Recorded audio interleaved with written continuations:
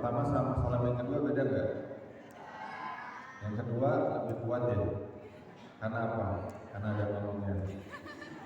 Insyaallah.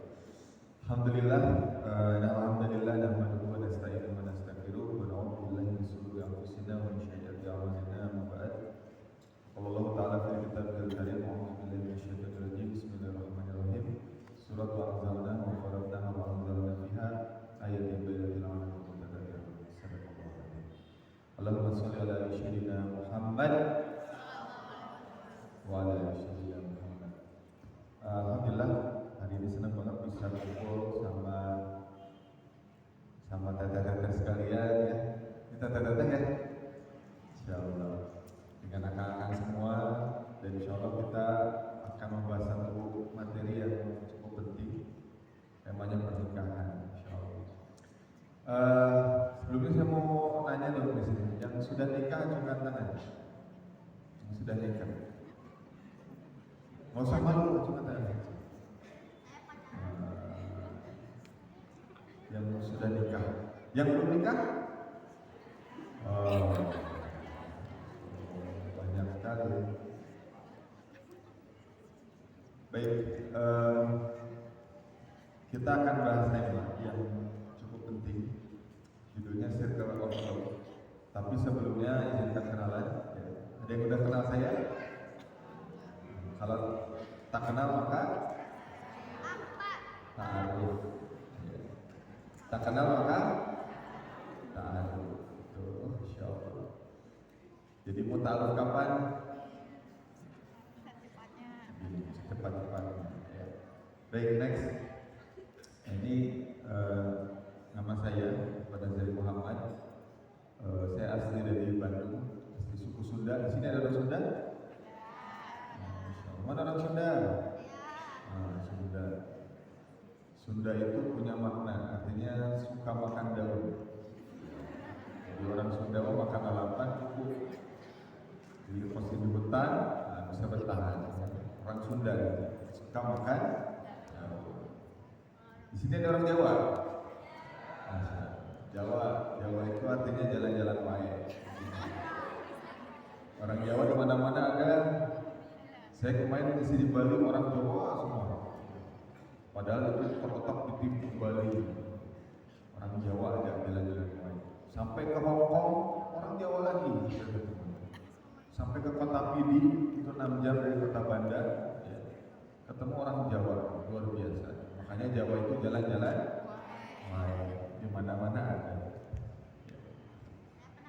Insyaallah. Yang ketiga ada orang Padang, ada orang Padang. Orang Padang ada? Karawang menjadi orang Padang. Padang itu singkatan dari Pandai Dagang. Jadi orang Padang itu nggak cocok jadi atlet balap mobil. Karena kalau setiap tikungan yang dia lihat ada apa? Buka rumah masakan ada. Jadi nggak pernah kan lihat atlet balap mobil, balap motor orang Padang. Itu orang Padang. Orang Batak ada orang Batak? Oh, Batak itu singkatan dari banyak taktik. Jadi orang Batak itu cocoknya jadi lawyer. Kayak Google ya, cocoknya jadi. Terus orang mana lagi yang disebut ya? Orang Manado itu artinya menantang doang. Jadi orang Manado itu putih-putih, cantik-cantik. Tapi kadang-kadang makanannya ya ada horor ya. Ya apapun itu latar belakang kita, insyaallah kita punya Tuhan yang satu, punya Nabi yang satu, punya kitab suci yang satu, punya kiblat yang satu, dan kita punya agama yang satu yaitu Islam. Alhamdulillah. Nah, jadi saya asli dari Sunda. Nah, sekarang sedang kuliah di Malaysia, ya, di negeri Upin Ipin. Nah, kemana? Ya, ngambil S3 dan riset saya tentang pernikahan. Ya, tentang pernikahan. Jadi kasus-kasus pernikahan yang ada di Malaysia sama Indonesia sama-sama aja, sama-sama banyak. Nah, ini apa namanya Instagram? Sudah di follow? Sudah? Sudah di follow? Sudah. Nggak ada door prize, nggak ada.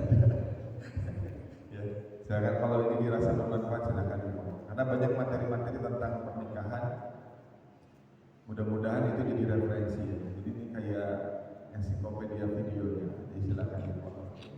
Nah ini yang kedua ini TikTok. Ya. Ada yang main TikTok? Ada, bagus nggak ada ya. Kalau saya tanya main Friendster, nah baru apa itu Friendster? Nah ini dua akun yang isinya konten-konten dan materi-materi tentang dakwah. Nah yang kedua di sana itu karya saya untuk umat. Satu kelas Institut Sirot itu untuk belajar Sirot visual, 10 pertemuan membahas kisah Nabi SAW dari sebelum Islam datang, Islam kemudian lahirnya Rasulullah, 40 tahun masa pengabdian Rasulullah, belajarnya Rasulullah, dan 23 tahun masa karyanya Rasulullah sampai beliau wafat. Dan itu semua disiarkan dengan full video, jadi visual. Nah, biasanya kalau belajar sejarah kan ngantuk ya, apalagi disuruh baca buku sirah gitu ya, itu langsung. Nah itu, nah ternyata setelah mengajar sirah ini, orang-orang kemudian punya masalah lain. Masalahnya yang tadi itu, yang belum menikah, atau pernah menikah, atau sedang menikah. Ternyata tidak ada role modelnya. Nah ini kita buat namanya sekolah pernikahan. Udah ada 1.200 alumni ya. Nah ini pengantar saja supaya tak kenal maka tak kenal. Jadi silahkan. Nanti kalau mau nanya-nanya boleh di DM aja. Insya Allah saya nggak jawab. Saya jawab lah insya Allah ya. Banyak. Oke, next. Next. Nah kita open mind. Saya nanya berdiri atau duduk? Berdiri aja ya. Berdiri. Nah, insya Allah. Oke. Kita buka data hari ini tentang data next. Masalah dalam keluarga. Nah, saya hari ini nanti teman-teman boleh ke story ya materinya. Ini isinya daging, soalnya tulangnya udah saya buang semua. Jadi silahkan di resume sebaik mungkin ya.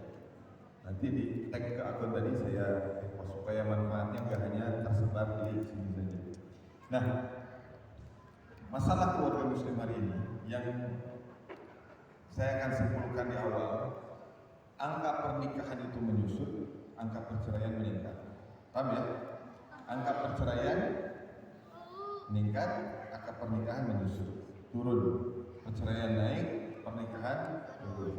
Dan ternyata saya bisa simpulkan masalah dalam keluarga ini adalah mengembalikan fitrah keluarga di tengah-tengah umat agar menjadi khairul ummah.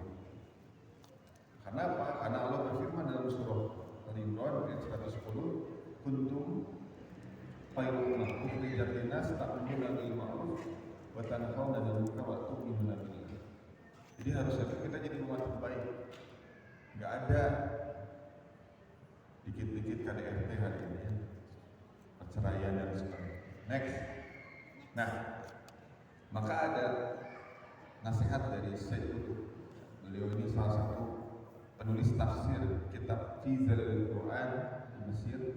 Beliau mengatakan bahwa ya, saya simpulkan saja ya, boleh dipotong ya. Jadi saya simpulkan begini.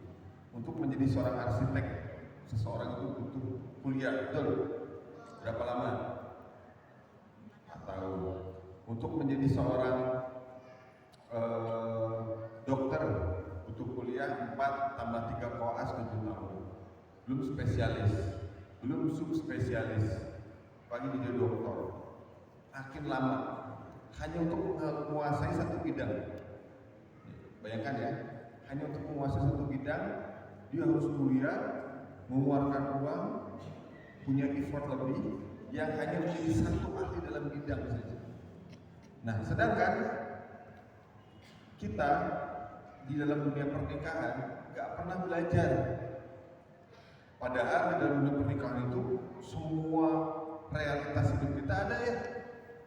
Ekonomi ada ekonomi keluarga, komunikasi dalam keluarga. Itu kan harus jadi fakultas masing-masing tuh. Fakultas ekonomi, fakultas komunikasi, ya. Terus kemudian ilmu hukum, ya kan? Nah, ilmu agama ada semua, tapi nggak ada tempatnya. nggak ada tempat kita untuk belajar bagaimana menjadi seorang ibu, bagaimana menjadi seorang bapak. Akhirnya apa? Trial and error, uji coba. Alhamdulillah di Bandung, di Bandung ya, ada, kalau di Bandung tuh ada supporter sepak bola yang namanya apa? Bobotoh. Nah, Bobotoh ini hanya gara-gara senang Persib akhirnya nikah. Itu dulu sekjen Viking namanya Kang Ayu Betik. Ya, Kang Ayu Betik. Nah, akhirnya nikah tuh. Ketika nikah punya anak, nama anaknya dikasih nama Jayalah Persibku 1933. Jadi nama anak dikasih nama Jayalah Persibku 1933. Panggilan namanya Jai, Kang Jai. Tahun 2024 Januari kemarin, guru besar Fakultas Jurusan Sejarah Universitas Padjadjaran merilis Persib itu tidak lahir tahun 1933, tapi tahun 1919. Jadi kan harus diganti, false gitu ya. Nah, maksud saya apa? Orang nikah hanya sekedar nikah, lahir anak. Hanya senang makan bakso, nikah. Hanya sama-sama senang film Korea, nikah. Ini kan bukan sama-sama senang film Korea, artis Koreanya ini nikah. Ada dulu Song Hye Kyo sama Song Joong Ki nikah, Song couple. Ya. Punya anak Songong aja, kan Song keluarga Song. Akhirnya apa? Cerai lagi, ya kan? Cerai. Jadi karena masalah-masalah kecil ini menikah, terus kemudian gagal. Dan itu banyak, gak hanya satu. Makanya saya ngasih gambaran ke teman-teman di sini yang kebanyakan belum nikah. Saya kasih quotes ya. Kalau belum mendapatkan pasangan, carilah yang terbaik. Kalau sudah mendapatkan pasangan, jadilah yang terbaik. Quotes seperti ini. Kalau belum mendapatkan pasangan, cari yang terbaik. Terbaik semuanya, terbaik pribadiannya, terbaik agamanya, terbaik isi pikirannya. Tapi kalau sudah menikah, jadilah yang terbaik. Coba ulang. Kalau belum menikah, carilah yang terbaik. Kalau sudah menikah, jadilah yang terbaik. Takbir. Gitu. Nah, jadi gambarannya kayak gitu, teman-teman ya. Ini yang mau nikah tahun ini ada, coba angkat tangan mau nikah tahun ini. Langsung belum ada. Gitu ya. Ada yang mau nikah tahun ini enggak? Ya barangkali saya bisa jadi khotib nikahnya gitu. Ada yang mau nikah tahun ini? Enggak ada. Tahun depan ada yang mau nikah tahun depan? Ada, tahun depan satu. Ini enggak ada. Yang mau nikah 2 tahun lagi? Oh, 2 tahun lagi. Yang mau nikah 3 tahun lagi? Yang mau nikah 4 tahun lagi? Yang mau nikah 5 tahun lagi? Yang mau nikah setelah ganti presiden? 2029. Ada yang gak mau nikah? Mau nikah atau enggak sih? Udah bingung gitu ya. Mau nikah mau kapan? Sabodo teuing. Ya. Nggak masalah. Yang penting kita belajar ya persiapan pernikahan. Next. Nah, kita buka lagi. Tahukah kamu? Next. Ini angka perceraian di Indonesia. Tiap tahun naik 1,5 juta sekarang. Besar ya? Tahu di Karawang ada berapa orang yang sudah cerai? Ada nggak? Ada. Di Karawang itu sudah ada 1.200-an yang cerai tiap tahun. Itu bukan orang ya, itu kasus. Berarti ada 2 kali lipat yang punya status janda, punya status duda. Angkanya naik terus kan. Ini yang orang bikin takut kan? Takut Ustaz, kalau saya nikah, saya cuma bertahan 10 buku. Ya itu tadi, kita nanti saya jelasin lagi. pokoknya ini kasus pernikahan perceraian Indonesia tinggi sekali. Next. Nah ini provinsi paling tinggi, termasuk saya orang Bandung masuk Jawa Barat, termasuk Karawang masuk sini. Alhamdulillah ranking 1. Selain Persib juara, Jawa Barat juara juga urusan perceraian Indonesia. Alhamdulillah. Nah perceraian sendiri itu boleh nggak? Boleh. Tapi kalau angkanya tinggi, ini ada masalah. Cerai itu salah satu solusi. Ada jamaah saya di Depok, itu nge-DM. Saya disiksa terus sama istri saya. Balik kan, disiksa terus. Dilihatin fotonya babak belur. Ya mungkin kan kalau perempuan kan makhluk paling kuat di atas muka bumi kan. Selalu kalah kita kan, debat kita kalah. Nah, terus kemudian dilihatin babak belur. Ya mungkin panci, layar, kapel, gitu kan. Pisau kan senjatanya banyak mana-mana ya. Pisau, ada piring, ada gelas, itu bisa jadi senjata. Ya, kayu berdarah. Terus saya bilang, ini kenapa masalahnya? Ya masalahnya ternyata ada beberapa poin. Tapi intinya ada masalah itu. Tapi masalahnya itu sebetulnya dalam semua keluarga itu ada masalah. Gak ada masalah tuh, gak mungkin. Pasti ada masalah. Kenapa bisa tahu? Karena Rasulullah sendiri pun itu punya masalah sama istri-istrinya. Tahu dari mana Ustaz? Dari Al-Quran. Nanti baca surat At-Tahrim, itu 12 ayat isinya. Tapi ngebahas tentang pernikahan Nabi. 12 ayat. Nanti dibuka aja. Sekalian kalau bisa buka tafsirnya. Ada penjelasannya. Rasul hampir mau menceraikan semua istri. Dan istri-istrinya sudah pulang ke rumah orang tuanya.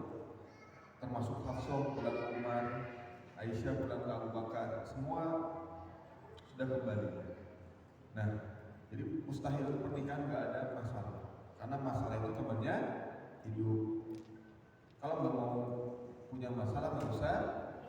Nah, yang jauh. Di 10 provinsi tertinggi, Jawa Barat, Jawa Timur, Jawa Tengah, ini Jawa lah paling banyak. Nah, ini faktor-faktornya ada perselisihan ekonomi, kemudian juga masalah KDRT dan lain-lain. Dan yang ngeri itu adalah faktor yang dibawa. Kebanyakan cerai itu diinisiasi oleh pihak perempuan dengan cara dulu ceraikan saja, itu paling banyak. Itu kalau dijadiin lagu bisa ceraikan, karena yang paling banyak mengeluarkan kata cerai itu perempuan. Nah masalahnya itu fitrah cerai itu ada di dalam laki-laki. Jadi perempuan ngomong 1000 kali cerai itu kan jadi perceraian kan. Tapi kalau laki-laki ngomong saya ceraikan kamu, 1 talak keluar. Nah fitrahnya dia tertukar.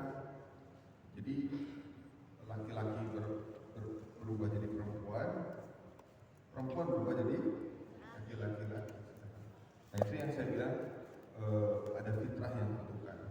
Nah, ini masalah ya. Next. Nah ini perselisihan masalah yang kemungkinan banyak muncul. Ini data ya, dari data box nomor 1 itu perselisihan dan pertengkaran. Ada 251 kasus. Ekonomi meninggalkan pasangan, ini kasus ya, itu orang ya. 1 kasus 1 orang. Mabuk, judi online ya.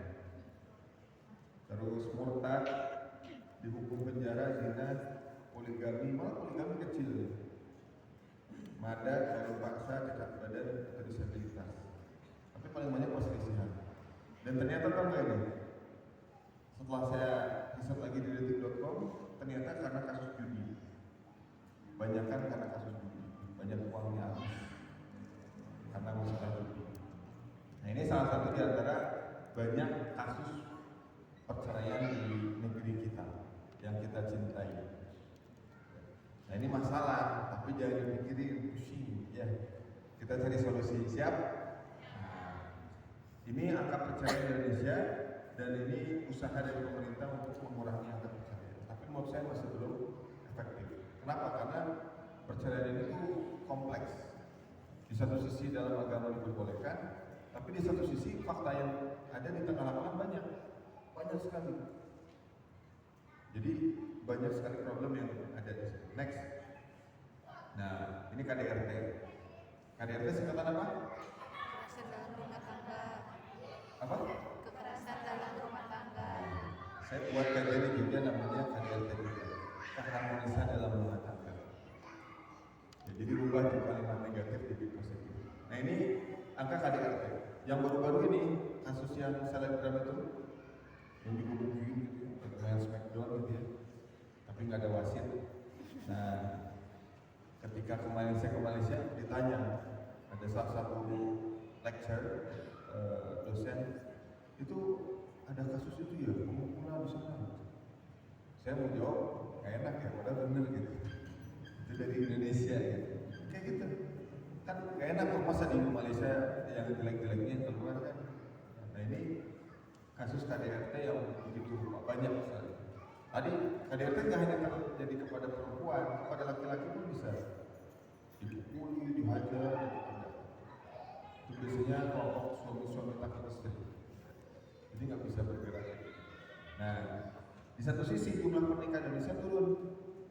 Ya, angkanya di 2 juta.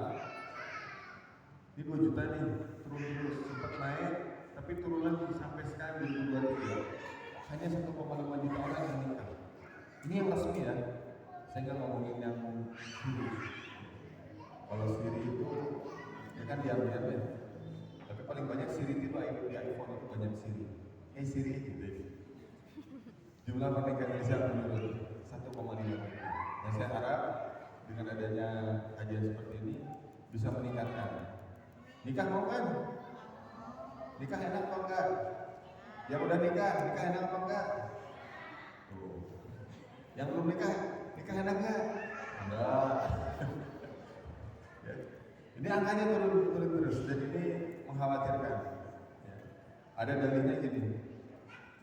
Menunda pernikahan menunggu pengembangan diri, peningkatan karir, peningkatan level pendidikan. Ngomong gitu. Kamu apa? Pernikahan itu gak ada urusan dengan tadi yang saya sebutkan. Next. Nah ini judi online tadi. Ada 3,2 juta pemain judi online di Indonesia dan berhasil merontokkan yang namanya institusi pernikahan. Ada 1.191 rumah tangga terdampak perceraian akibat judi online. Judi online ya. Jadi handphone yang kita pakai itu bisa jadi ladang pahala, bisa juga ladang next. Nah ini angka tadi, anak muda Indonesia tidak ingin cepat menikah. Tapi saya yakin di sini pada pengen cepat nikah ya. Ustaz nikah itu mahal bos, gratis. Mahalnya setelah nikah. Biaya hidup harus ditanggung suami. Ya kan? Biaya skincare, di jilbab, beli apa lagi? Beli gamis, apa lagi? Pulsa, terus sewa rumah, apa lagi? Mobil, apa lagi? Nah tuh, nikah takut kan nikah kan? Nikah langsung habis rekening. Enggak. Kita rubah mindsetnya. Nikah itu bagian dari ibadah pada Allah ya. Jadi kita akan menjaga di sini. Next lagi. Nah ini fakta-fakta yang ada di dunia pernikahan. Saya nggak tega nyebutin. Ini yang paling baru ini yang lagi viral di X. Ya, di X. Ya, nanti cari aja sendiri. Yang lagi viral. Nah ini data-data yang bertebaran di mana-mana dan banyak. Dan saya ingin ngasih gambaran, ini bukan menakut-nakuti. Itu ada dan banyak. Tapi kita nggak ingin termasuk di dalamnya ya, betul. Kita ingin satu yang lain. Next. Nah ini alasan laki-laki belum mau menikah, benar nggak? Enggak. Nomor 1, takut melangkah ke masa depan. Karena kalau udah nikah itu dunianya lain, ya kan? Nah di transisi itu biasanya pada nggak kuat, akhirnya cerai. Banyak itu. Yang kedua, takut nggak bisa menafkahi, takut nggak cukup. Gaji 2 juta, misalnya itu buat apa ya? UMR di Karawang berapa? 5 jutaan. 5. Yang kelima. Besar ya? 5 juta? Iya. Besar ya? Tertinggi kedua dari 5 juta? Iya. Hidup berdua cukup? Kurang. Maunya berapa? Ekonomi. Sewa rumah berapa di sini? Sewa apa kontrak nih? Sewa apa kontrak beda? Sebulan setahun berapa? 20. 7. Bisa 20. Itu rumah ada atapnya kan? Ada. Saya takut nggak ada atapnya. Berapa? 20. Dapat Di Jakarta 60. masuk gang-gang lagi. Iya. 20 juta cukup? Iya. Saya tanya ini. Saya orang Bandung nggak tahu di sini berapa? 15. 15. Ada pintunya kan? 15 juta ya. Oh, kalah 15 juta ya. 15 juta itu sewa rumah. Terus motor ada? Ada. Dari orang tua. Hadiah pernikahan. Motor ada, rumah ada, cukup ya. Makan sehari berapa? 3 kali. 20.000 50. sekali makan. Ya. 50. Banyak banget. Makan apa 20.000 sekali makan? Hokben. KFC. Berapa makan berdua? 50.000 cukup nggak sehari? Cukup. Nasi Padang 2 cukup. 25 sih. Kemana? 100.000 sehari. Berdua. Jadi 3 juta berarti per bulan. Terus biaya bensin pakai pertama semua anti subsidi ya? Satu minggu berapa? 50.000 cukup ya? 200.000. Berarti 3.200.000. Bayar listrik? Sebulan berapa? 300. Nggak pakai AC ya? Pakai kipas. Oke. Internet? Sama ada ini ya, spidol ya. YouTube berapa? Cukup nggak? Internet berapa? 200. Terus internet masing-masing 200 juga. Jadi 100, 400, listrik 300. Terus tadi apa? Air berapa? Minimal 50. Apa sih kecil ya? 50. Makan 100.000 sehari. Kayaknya nggak apa-apa. 100.000 sehari ya? 100.000 teh. Ini masak di luar atau pakai shopping food?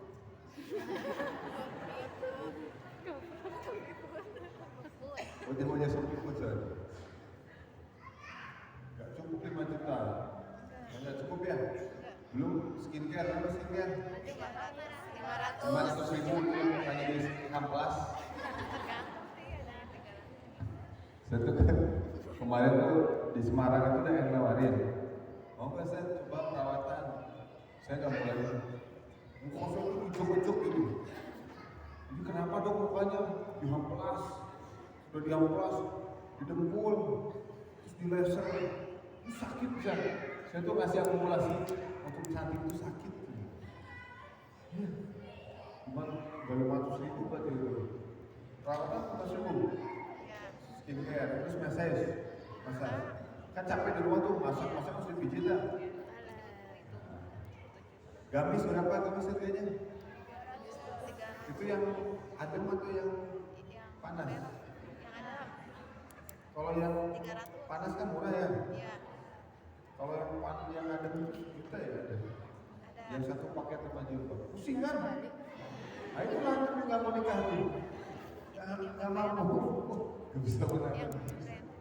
Saya nggak sanggup, saya nggak kuat. Nah, yang ketiga khawatir dengan realitas kehidupan hari ini. Kenapa? Kayak yang dari Ciamis itu, suami memutilasi istri. Tahu ya kasusnya? Tahu nggak yang di Ciamis? Enggak dari Karawang, Ciamis. Nah, malam ada orang Ciamis di sini yang mau jadi orang Karawang. Jadi si suaminya itu mutilasi, setelah mutilasi dimasak di dalam loyang itu, terus dimasak si daging istrinya Setelah itu dikasih ke warga-warga. Nah, ketika tahu langsung ditangkap. Ternyata suaminya gila, ya, stres. Tapi sampai separah itu ya, kan nggak kebayang sama kita. Yang namanya pasangan kan sama-sama kita cintai, sama-sama kita sayang, kan nggak mungkin punya pikiran kayak gitu. Ternyata ada, dan kasusnya nggak satu, banyak. Itu salah satu contoh kasus. Yang terbaru ini di Bandung, ada seorang istri yang dibunuh oleh suami. Nah ini takut kan realitas itu, dan pasti kebayang kalau ini saya mah di sini sebetulnya nggak ada yang pacaran ya, apalagi pakai pacaran syariah itu nggak ada ya, ada ya, pacaran syariah mau ada, dimulai dengan basmalah, diakhiri dengan hamdalah, nggak ada di pacaran syariah. Nah orang pacaran, saya kasih gambaran. Ini studi kasus ada. Jadi orang pacaran itu ada, dia tuh pacaran sampai bertahun-tahun, sampai 6 tahun. Dia udah merasa tahu semuanya. Tapi setelah menikah, sebulan aja hidup bareng itu dia serasa nggak kenal siapa pasangannya. Camkan yang pacaran diam-diam atau diam-diam pacaran. Jadi nggak tahu karakternya, ternyata pemarah, ternyata apa namanya gak sesempurna yang dia bayangkan. Akhirnya berantem setiap hari. Itu nyata kasusnya. Ya. Jadi jangan tertipu dengan istilah pacaran. Ya. Bagi pacaran syariah, panggilannya ukti, panggilannya ahi, panggilannya abi, panggilannya umi, panggilannya ahi, disingkat ah. Panggilannya ukti disebutnya Gemasnya. Kenapa? Karena kita tuh kalau tahu itu suatu hal yang di hadapan Allah itu enggak Allah sukai, kan kita juga kesal ya. Ya kan? Kecuali kalau ada pasangan suami istri terus kemudian panggilannya sayang, kita kan ikut seneng kan? Karena fitrah. Tapi kalau ada orang pacaran terus kemudian panggilannya sayang-sayangan, itu ingin muntah. Beneran. Orang yang dengarnya yang muntah, kalau menurut dia mah ya tadi. Ya, upil aja bisa jadi rasanya itu kayak bubur kacang hijau kalau dia pacaran. Makanya orang yang paling susah dikasih tahu itu dua. Satu, orang yang pacaran itu bisa dikasih tahu. Saya pernah ngerukiah itu nggak mempan. Di Depok bisa berdua sama dua ustaz coba, nggak bisa ya. Tetap nempel, bisa tetap pacaran. Ya Allah. Ya paling susah dinasihatin orang yang pacaran. Sama orang yang punya kekuasaan, itu paling susah dinasihatin. Ya kan? Setuju ya? Oke. Jadi khawatir dengan realitas kehidupan. Yang keempat, terpenjara dengan tanggung jawab. Ini yang paling sering. Karena kalau orang pacaran kan biasa. Nggak usah mikirin. Ada orang di rumah nungguin. Kalau dia cari nafkah nggak ada beban. Makanya orang pacaran itu orang yang miskin tanggung jawab. Ya, sangat miskin. The poor of responsibility. Jadi orang yang pacaran itu dia nggak akan pernah punya rasa tanggung jawab. Ya, sama Tuhan yang dia nggak takut, apalagi sama kalian. Tuhan yang jadi tinggalin, apalagi kalian. Apalagi kemudian punya anak terus nikah. Punya anak terus nikah. Ya usia zina kan. Nggak akan diurus anaknya. Nih, potong tuh telinga orang lain yang suka bohong ya. Orang yang pacaran, hamil, terus nikah, itu bukan bentuk tanggung jawab, bukan. Enak banget, udah zina terus pacaran terus dinikahin, kan enak banget tuh, ya kan?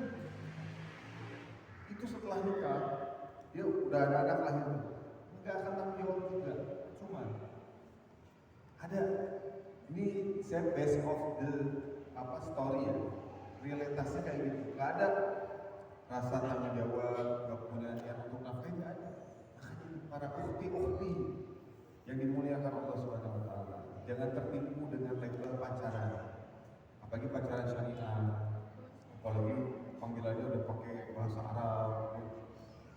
dengan menjadi guru bahasa Arab cocok pada pasangan.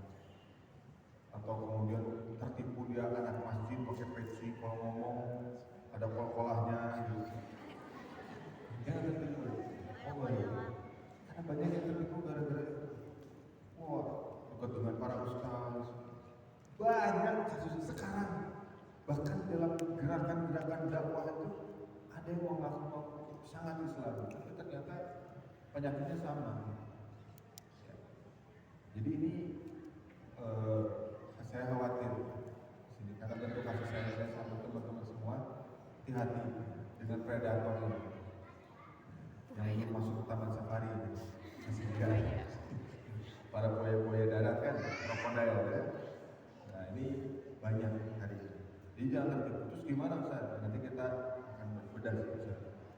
Yang kelima, ilmu masih kurang buat bimbing. Bimbing diri aja belum bisa, bimbing orang kan. Masalah sendiri belum beres, sampai ngurusin masalah orang kan. Artinya gimana Ustaz? Harus selesai dulu urusan kita. Urusan kita ini harus selesai. Gimana caranya? Dibentuk dengan amanah. Semakin banyak amanah, semakin dia akan merasakan ya getirnya kehidupan. Sebelum nikah dulu, jadi pengurus masjid, mengurus masjid, memperbaiki masjid, lampu mati dibenerin, ya. Terus kemudian ngurusin karpet, ngurusin jadwal sholat, ngurusin jadwal khotib. Itu amanah yang sebelum saya nikah saya pegang dan naik terus amanahnya sampai ngelola keuangan masjid. Gimana cara ngabisin uang? Orang di luar kan bingung cara nyari uang. Sedangkan di masjid itu hasil keputusan rapat para pengurus, gimana uangnya habis, pusing kan? Jadi di luar sana tuh ada yang pusing nyari uang, ada yang pusing ngabisin. Iya. Gimana uang umat ini harus habis dipakai maksimal untuk umat? Coba bayangkan, makanya saya bangun perpustakaan, saya buat program-program, itu tuh ada dalam amanah. Dan kalau nggak pernah dapat amanah sama sekali, ya, ketika nikah boro-boro, pusing mikirin diri sendiri, pusing mikirin target-target sendiri. Nah ini ilmu masih kurang buat ini, terus gimana bisa ngurus orang? Nah ini masalah takut. Yang kelima, yang keenam, belum siap menjadi pemimpin dalam rumah tangga. Ya. Ini masalah. Betul ya? Gimana saya cara bisa bikin rumah tangga? Saya kan belum punya pengalaman nikah. Ini masalah-masalah yang muncul menjadi sebuah alasan. Sebetulnya cari alasan aja, ya, bukan alasannya ini, tapi cari alasan. Kalau alasan dicari banyak, ya. Ini dari pihak laki-laki teks, ini dari pihak perempuan. Melangkah masa depan takut, ya kan? Ada nggak yang percaya diri? Kamu masa depan tak bisa. Cemerlang. Indonesia itu. Yang kedua, belum bisa memposisikan diri sebagai istri dan akhirnya curhat sama ustaz, curhat sama orang. Gimana ya saya tuh punya mertua kok galak banget, punya mertua kok zalimin banget, banyak banget. Dan itu didukung oleh konten-konten yang ada di video Instagram sekarang. Jadi akhirnya nggak pernah ada maklumat informasi gimana jadi istri, gimana jadi ibu. Tiba-tiba ada di posisi itu, udah. Ini yang kedua. Ketiga, khawatir dengan realitas kehidupan hari ini. Mungkin punya trauma, orang tuanya cerai, dan takut dia melangkah untuk nikah. Takut banyak sekelilingnya cerai, keluarganya cerai, ada teman-temannya cerai. Hanya jadi kayak di hold, di postpone. Keempat, terpenjara dengan tanggung jawab. Jadi ibu sama dengan bapak, tugasnya super banyak, dari nyetrika, nyapu, nyesel, ubah, pulang balik, apa namanya, kasur kan kulit kepruk kan, dibersihin, itu tuh capek banget kan? Itu belum punya anak, oh ya harus disuruhin, kalau malam harus bangun, ya udah ya, udah punya anak. Kalau suaminya di mana? Jam 1, jam 2 loh. Bangun. Kerjanya kan 24 jam, kerjaannya banyak, akumulasinya jadi banyak sekarang yang mengaku menikah itu jadi babu. Ya kan? Akhirnya membuat takut dengan tanggung jawab. Padahal nggak kayak gitu. Sebetulnya setiap apa yang dikerjakan setelah menikah semuanya pahala. Mulai dari cuci piring, gitu ya. Tapi sambil baca zikir, subhanallah, subhanallah. Itu kata-kata Rasulullah. Setiap kita zikir itu, setiap yang kita bersihkan, yang kita urus dalam rumah tangga, insya Allah jadi nilainya pahala. Jadi jangan punya pikiran, aku jadi babu, nggak dibayar lagi. Ya kan? Kenapa? Karena kalau suaminya kaya, suaminya nggak ada uang, istighfar kan? Nah ini takut terpencari dengan tanggung jawab. Ini alasan, tapi kalau dicari ada. Kelima, itu masih kurang. Soalnya kajian, pokoknya kajian pernikahan datang. Sampai pernikahan orang datang. Lebih besar ya. Jadi ilmunya masih kurang. Gimana? Dibuat efektif. Apa yang dibutuhkan itu yang kita cari.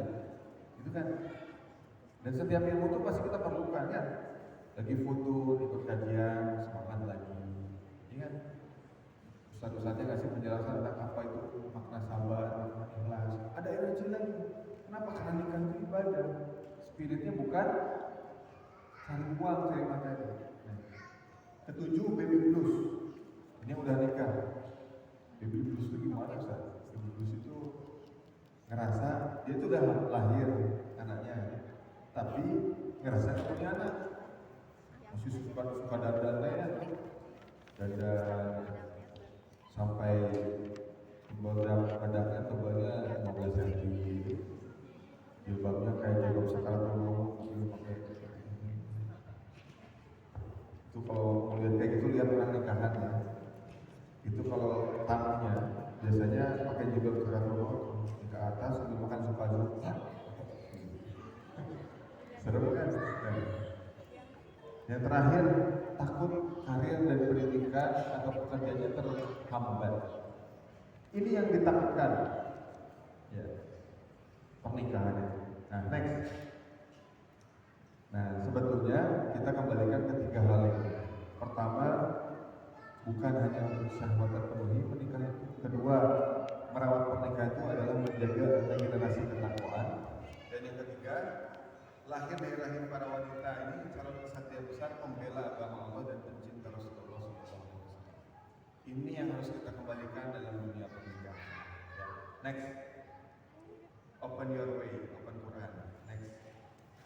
Nah, kapan harus menikah? Al-Quran menjawab.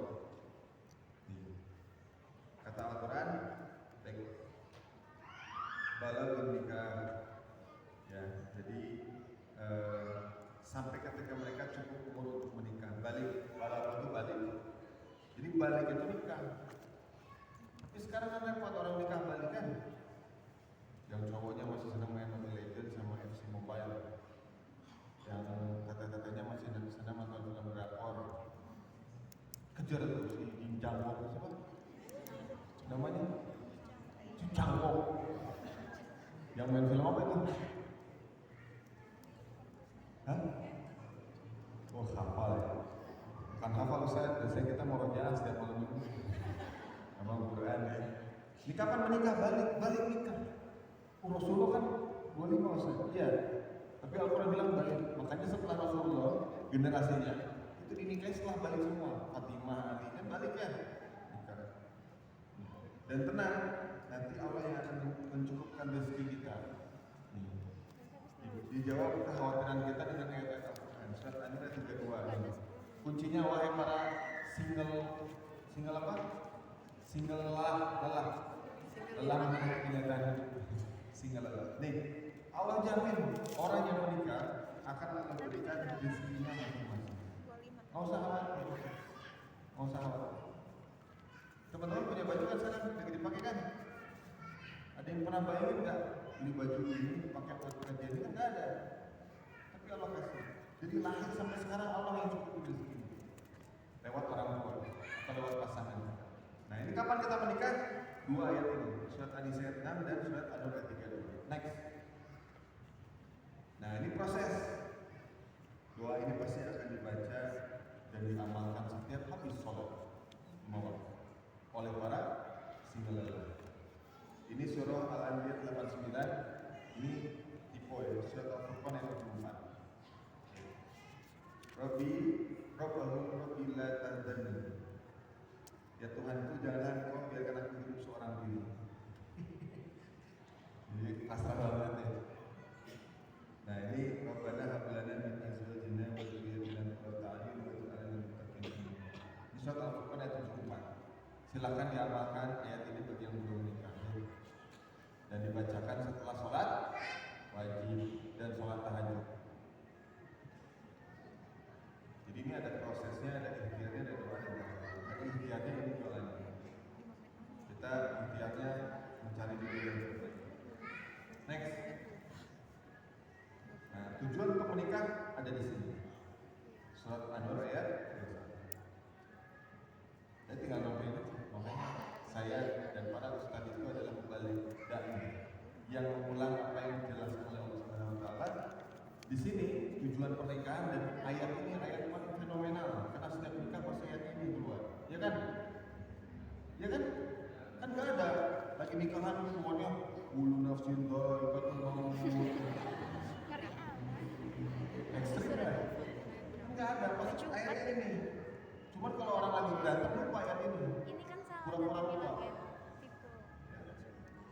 Padahal di sini ada sakinah, ada mawaddah. Oh iya. Ini tujuan pernikahan ini nikah itu akan mendapatkan sakinah mawaddah. Apa itu sakinah mawaddah Allah? Itu perlu penjelasannya 12 SKS.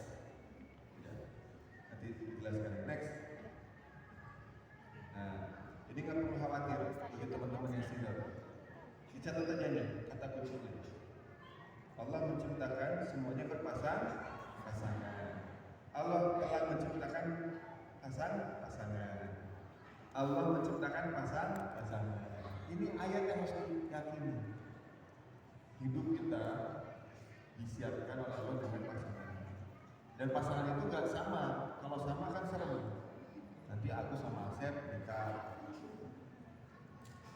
Kan banyak sekarang kayak gitu. Ya kan? Jadi LGBT. Nah, pasang-pasangan itu ya pasti beda. Ada sepatu kaki kanan, sepatu kaki kiri. Ada sendal kaki kanan, sendal kaki kiri. Itu namanya pasangan.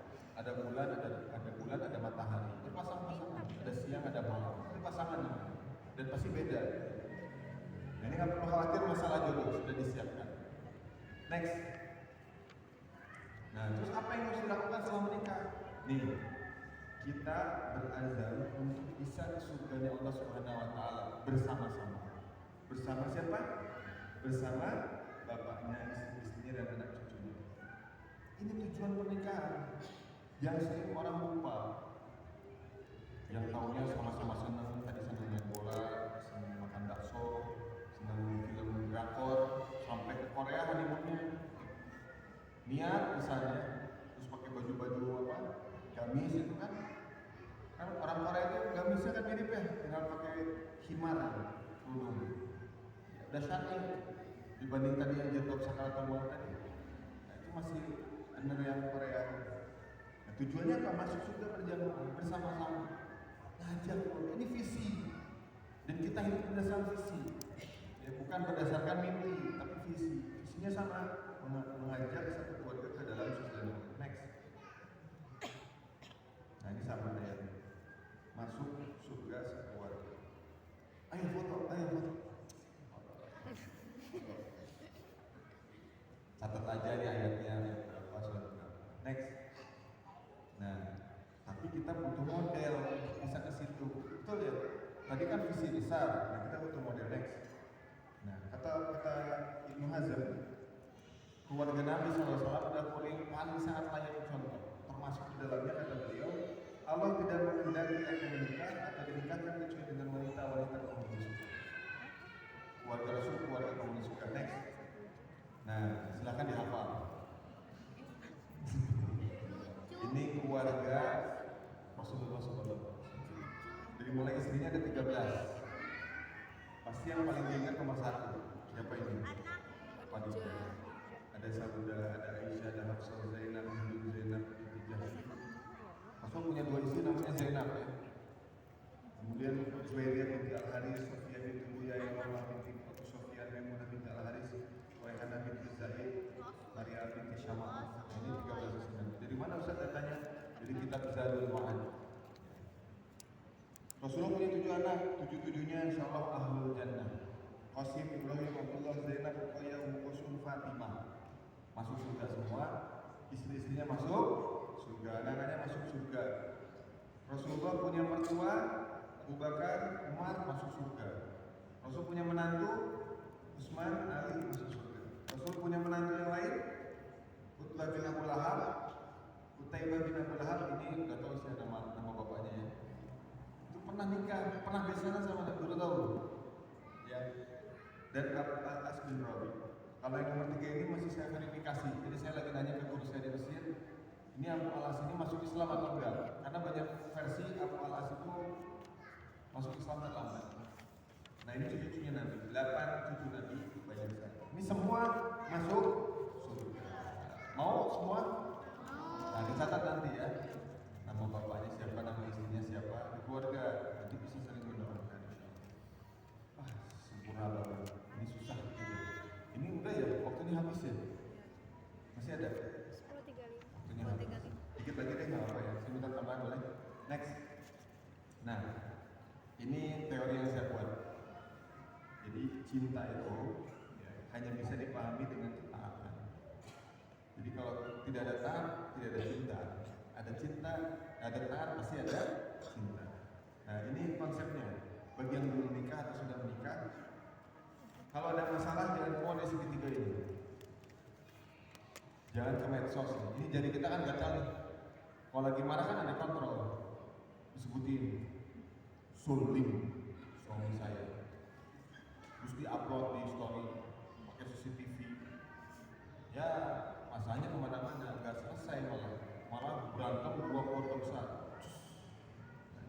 Cukup istri dan suami, dan ini dimaksimalkan di awal. Posisi suami seperti apa, posisi istri seperti apa, dan kembali kepada Allah dan Rasul.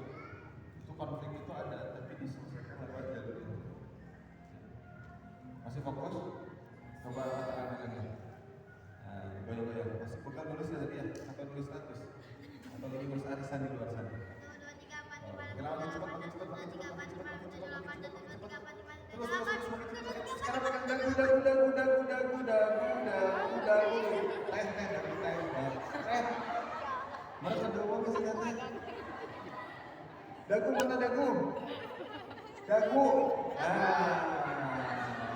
Dagu. Ini namanya dahi. Jadi like mana ini? Siapa? Mati. Ya, jadi itu teori terakhir tentang segitiga. Karena materinya nggak cukup, mudah-mudahan di lain kesempatan bisa kesini lagi. Jadi gambaran mengenai pernikahan itu nggak usah khawatir, nggak usah takut, semua itu dijamin sama Allah. Ya. Tinggal kita mau belajar untuk terus memperbaiki diri, mengupgrade diri, ya. Bagi yang sudah menikah sama, terus belajar.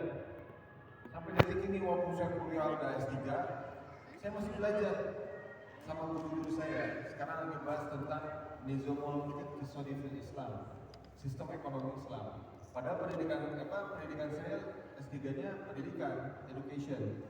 Tapi sekarang belajar sistem ekonomi Islam. Dan mau bisa beradu lah diskusi tentang teori ekonomi Islam ataupun teori ekonomi Barat. Nah itu yang jadi pikiran kita bahwa jangan pernah berhenti belajar. Next, lanjut. Kayaknya nggak cukup waktu, saya percepat aja.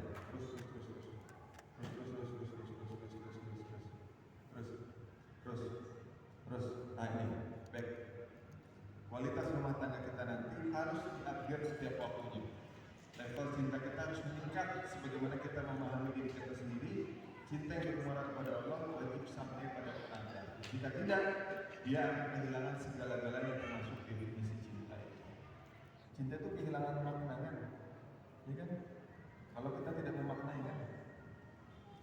Kalau kita dengar orang udah nyakitin kita berkali-kali, terus dibilang aku cinta kamu, percaya nggak?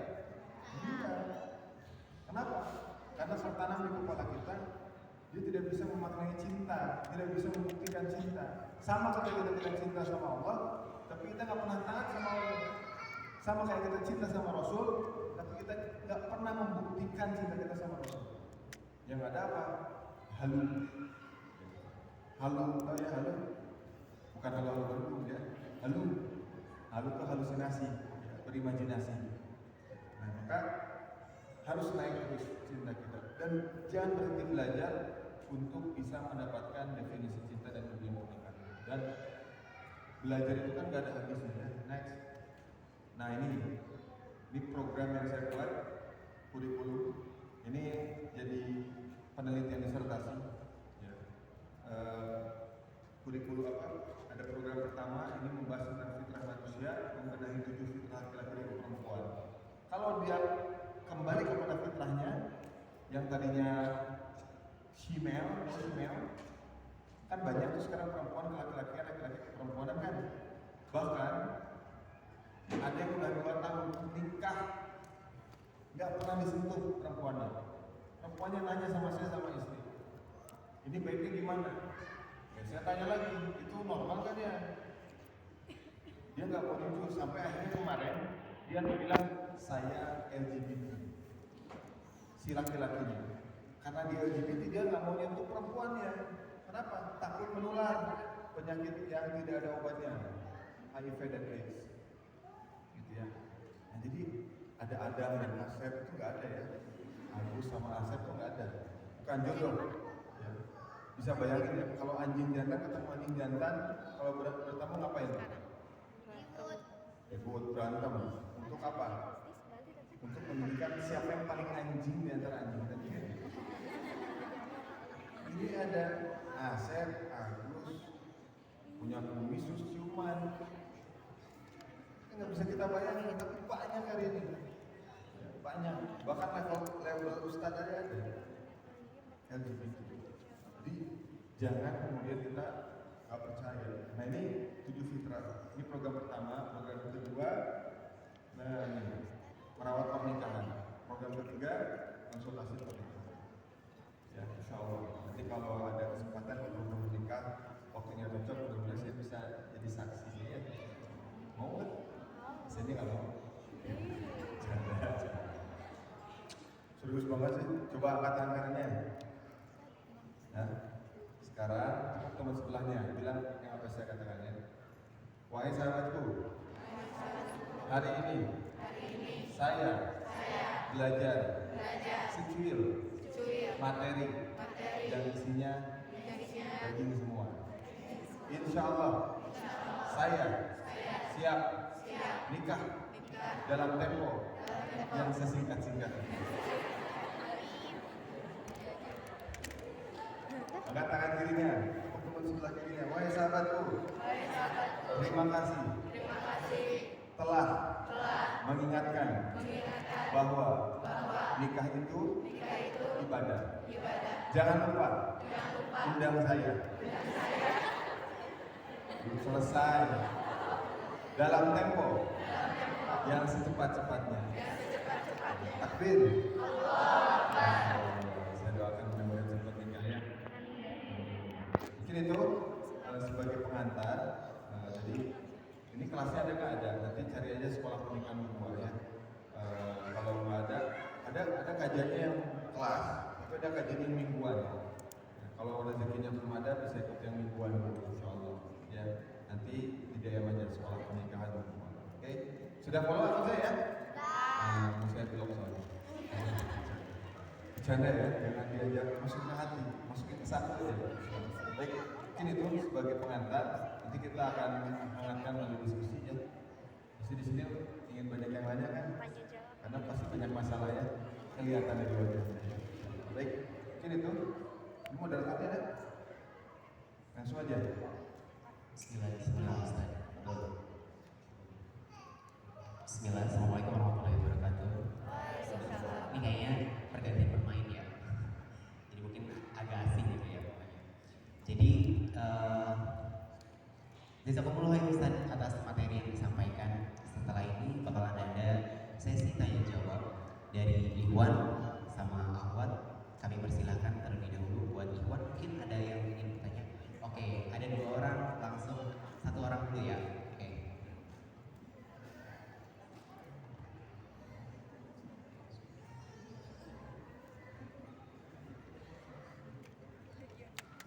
Assalamualaikum warahmatullahi wabarakatuh.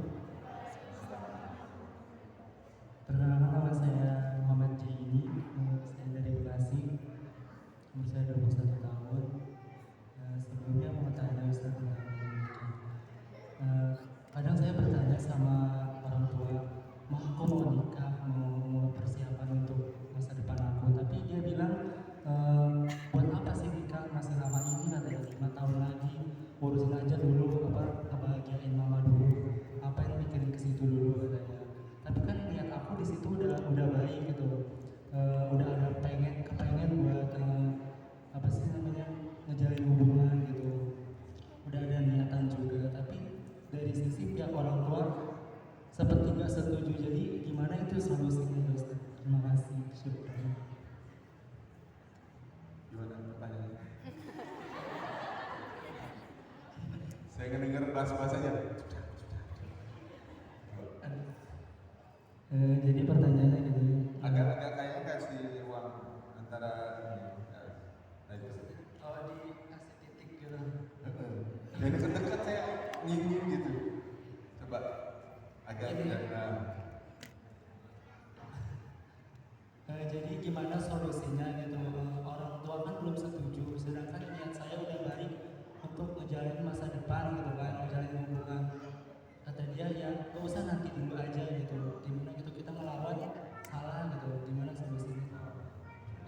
dan dan ini mau dikabul dulu pertanyaannya. Langsung aja. Baik, bismillah ya. Terkait bagaimana menghadapi orang tua. Nah ini tadi saya bilang kan butuh ilmu politik siasat untuk menyiasati orang tua menerima. Kenapa orang tua menolak? Banyak faktor. Ya. Tapi faktor yang paling kelihatan adalah orang tua itu melihat kita belum layak untuk menikah. Nah, ini jangan dijadikan satu alasan. Wah, ini orang tua tuh kok kayak gitu. Kok punya niat baik tapi enggak biasa sih. Kita harus berprasangka baik sama orang tua. Orang tua itu yang terbaik untuk kita. Bisa jadi kan terlalu sayang sama antum, terlalu sayang sama kita, sehingga dia tuh belum mau melepaskan. Apalagi anak laki-laki. Anak laki-laki itu milik ibunya. Setelah menikah milik ibunya juga. Nah, sekarang yang banyak konflik itu biasanya anak laki-laki diprovokasi oleh istrinya, ya kan? Akhirnya berperang dengan ibu kandungnya sendiri.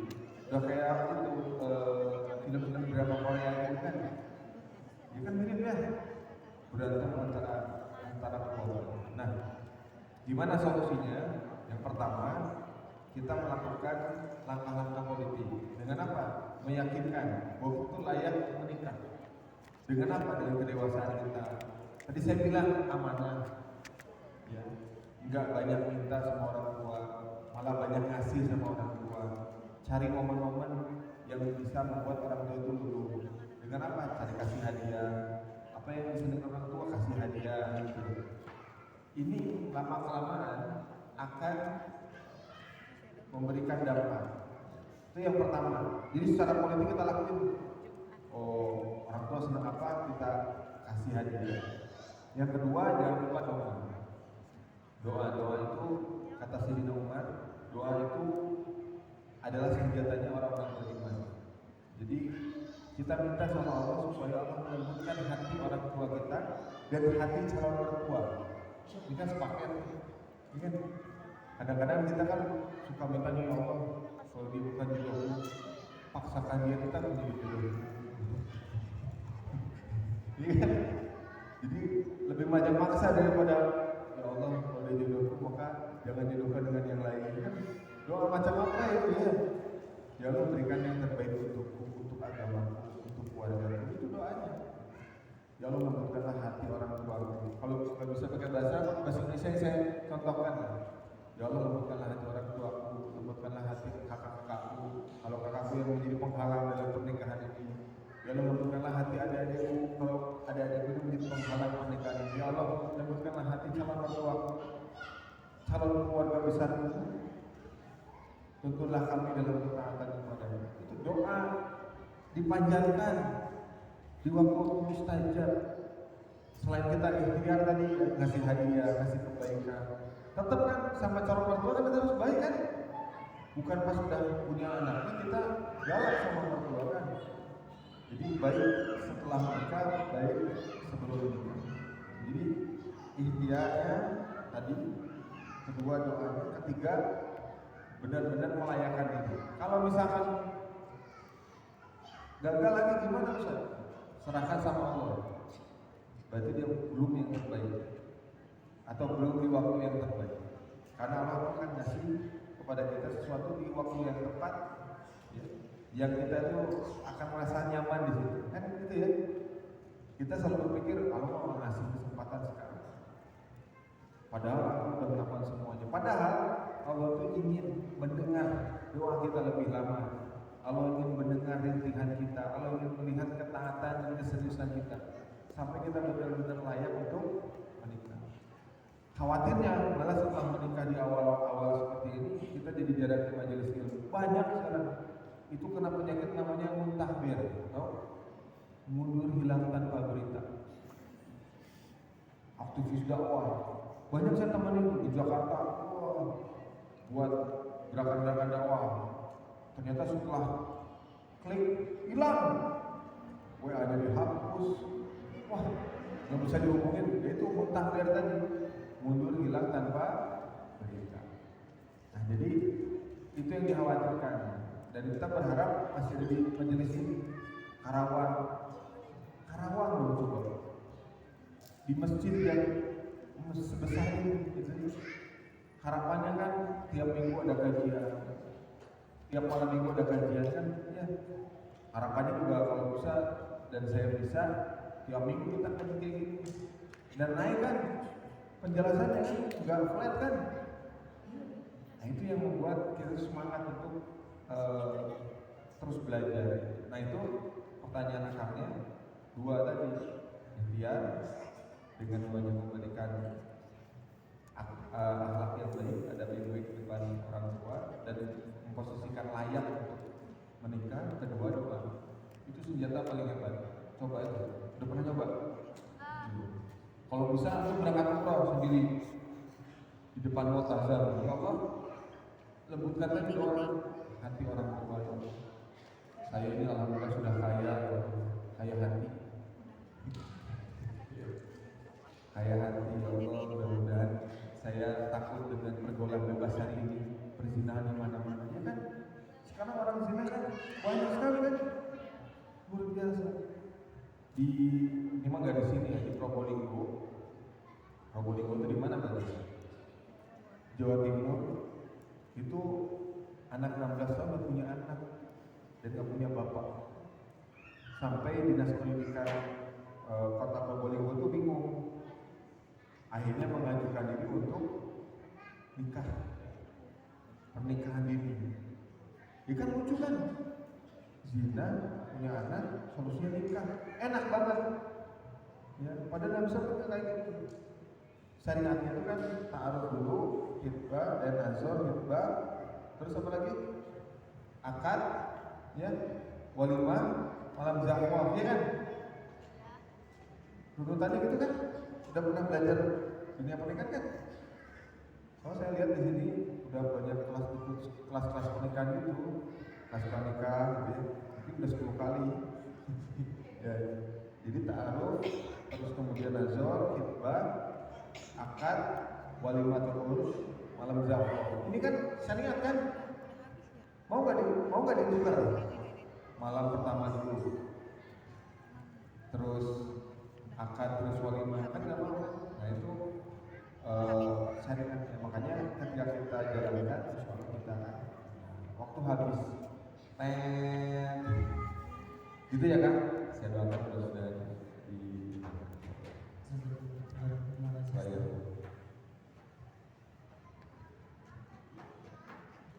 Baik, untuk pertanyaan selanjutnya mungkin dari Ahwat. turun tangan dulu. Turun tangan dulu. 1, 2, belum baru 2. Kalem. Nanti kebagian. 1, 2, 3. Oke, ini si Teteh yang pakai kerudung hitam.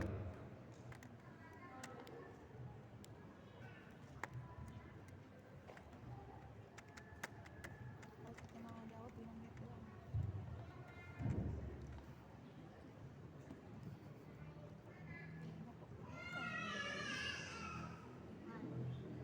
Assalamualaikum warahmatullahi wabarakatuh.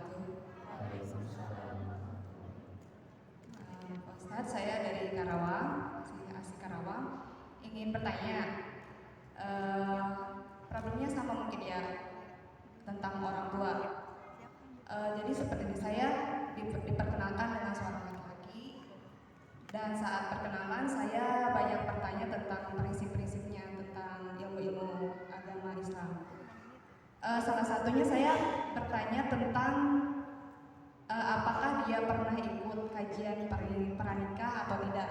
Di situ tujuan saya bertanya untuk lebih tahu apakah ilmunya sudah sampai mana ilmu tentang pranikahnya. Nah, saat itu orang tua saya bertanya bagaimana dengan laki-laki tersebut. Semalam saya cerita.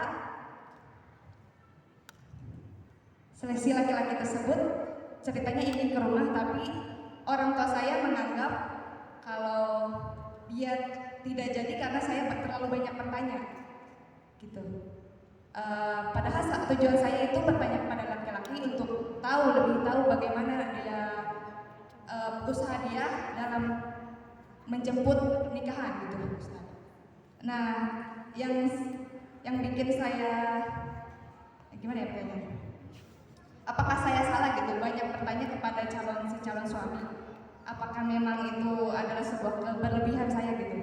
Padahal tujuan saya hanya ingin mencocokkan prinsip saya dengan calon suami gitu. Tapi orang tua saya tidak setuju.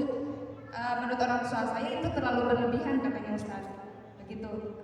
Banyak bertanya itu katanya membuat laki-laki itu jadi mundur gitu.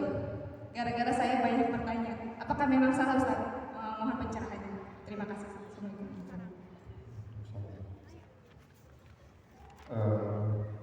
Ya, pertanyaan itu sebetulnya tergantung situasi dan kondisi. Memang apakah pertanyaan itu penting untuk ditanyakan atau enggak? Yang pertama. Yang kedua,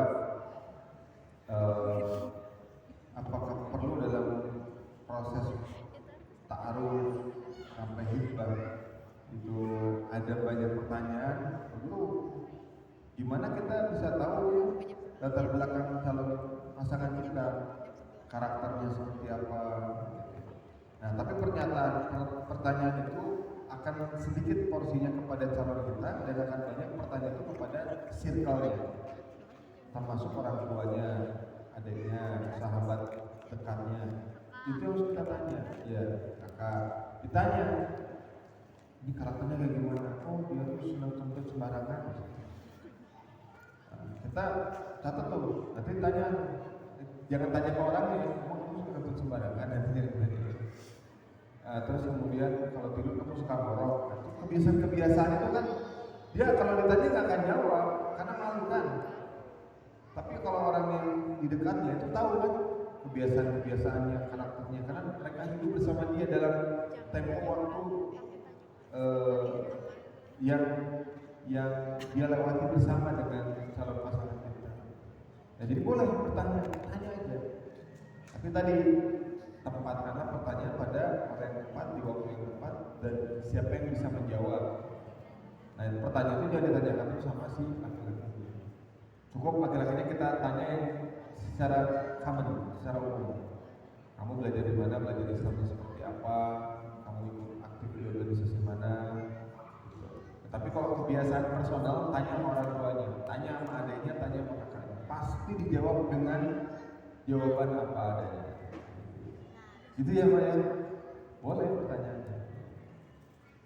Terus kalau dia marah, ya tanya aja kenapa kamu marah. Aku kan cuma nanya. Nah, jadi Dan pertanyaan itu bukan buat kebanyakan harus pertanyaan itu why. Termasuk kenapa kamu mau nikahin aku? Kenapa kamu mau nikah sama aku? Itu alasannya apa? Oh karena cantik. Kan kita bisa jawab. Cantik itu ada masanya, ya kan? Nenek saya cantik waktu usia 17 tahun. Sekarang usia 84 tetap cantik bagi cucunya. Bagi orang lain enggak. Kenapa? Udah pada almarhum kan. 84 ya. Jadi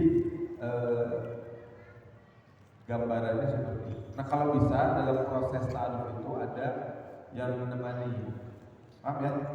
Ada pihak ketiga. Gitu. Kemarin saya sama istri itu nemuin sampai interview itu 12 jam. Kayak lagi di reskrim polisi kan ada pertanyaan-pertanyaan. Nah saya sama istri berdua menerima pertanyaan-pertanyaan, membantu membuat pertanyaan dan menjembatani. Itu tugas saya salah satunya sebagai konsultan. Nah jadi kalau berproses jangan berdua, harus ada orang ketiga yang jadi penjembatan. Sekarang gimana nasibnya? Udah nikah. Januari kemarin nikah. Saya ikut datang menemani. Gitu ya. Halo? Halo, halo, hai. Masih semangat? Takbir. Ya. Waktunya habis. Nanti kalau ada yang mau nanya lagi, nanti di DM aja ya. Ya, lebih enak kan di DM nih? Oh nggak dibaca, insya Allah dibaca. Ya. Terus di delete. Enggak dibaca insya Allah. Saya jawab pakai voice note insya Allah.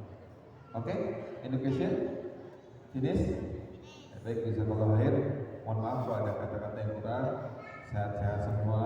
Sampai ketemu lagi di acara yang lain di negeri tercinta Karawang ya.